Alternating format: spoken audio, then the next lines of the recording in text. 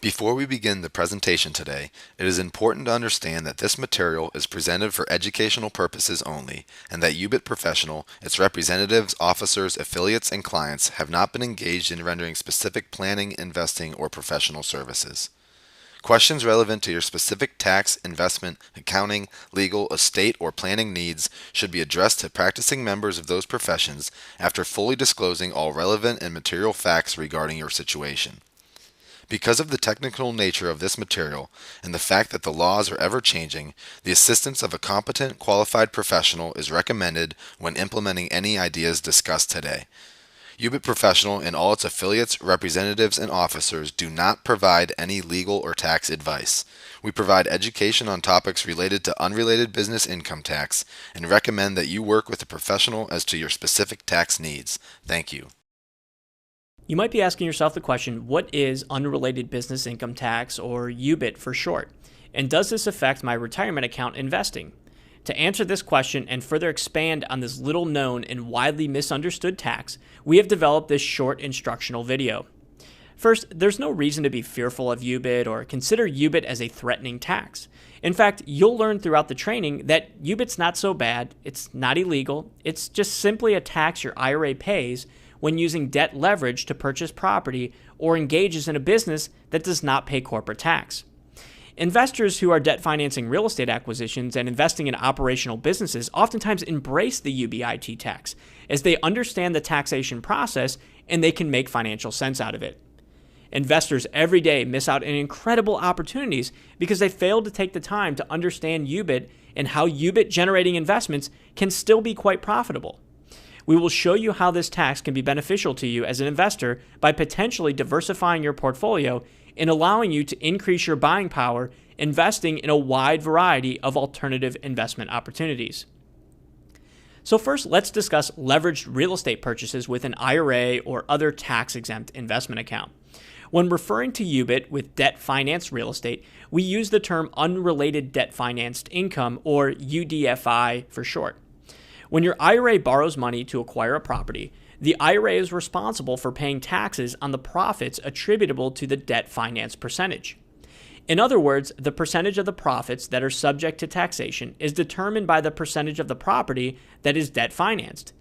You are also permitted to write off depreciation and other operating expenses on a percentage basis as well. And this can significantly reduce the income subject to taxation. Many investors are surprised when they learn after they perform the calculations that their tax exposure is minimal or that they can actually carry forward a loss, which will then offset future gains. So now you see this UBIT tax isn't so bad.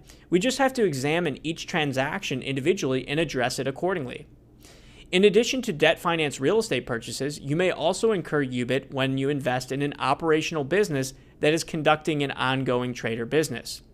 It's not in all cases, but if you invest in an LLC, limited partnership, hedge fund arrangement, or other entity that does not pay corporate tax, you will likely incur UBIT. Now, further examination is required, and in just a moment, we'll discuss how you can obtain additional information to determine whether your IRA or other tax-exempt account is responsible for paying this special tax. I want to quickly go over the Form 990T filing process for transactions that incur UBIT. First, you must determine if your investment generates unrelated business taxable income, which again we just discussed.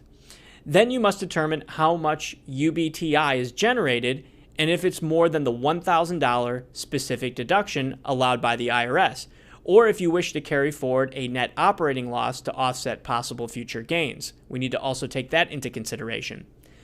Next, if UBIT is owed, your IRA must obtain an EIN number as a business ID that is used for tax filing purposes. The Form 990T is filed under the EIN, and any taxes due must be paid from the IRA or other tax-exempt account that is being used. Next, you prepare and file the Form 990T and any additional applicable tax schedules. Finally, you must determine if your state requires UBIT filing in addition to the federal tax filing. Now that you have the basic understanding of UBIT and UDFI, what are your next steps? Well, if you know that you have incurred UBIT or will incur UBIT, you have three choices to comply by filing the Form 990T. First, you can do everything on your own. Second, you can hire a CPA or other financial professional to do it for you, or you can enlist our services to assist with performing the calculations and tendering the 990T and all other tax forms required. Did you know that the IRS website estimates that it could take over 140 hours to stay on top of Ubit on an annual basis? If you're analyzing a transaction that you feel might incur UBIT, unrelated business income tax, and you need more information on how to go about calculating the estimated taxation, download our free white paper today. This white paper will reference examples and calculations that will help you formulate a plan to address any Ubit activities. Thank you for joining me today.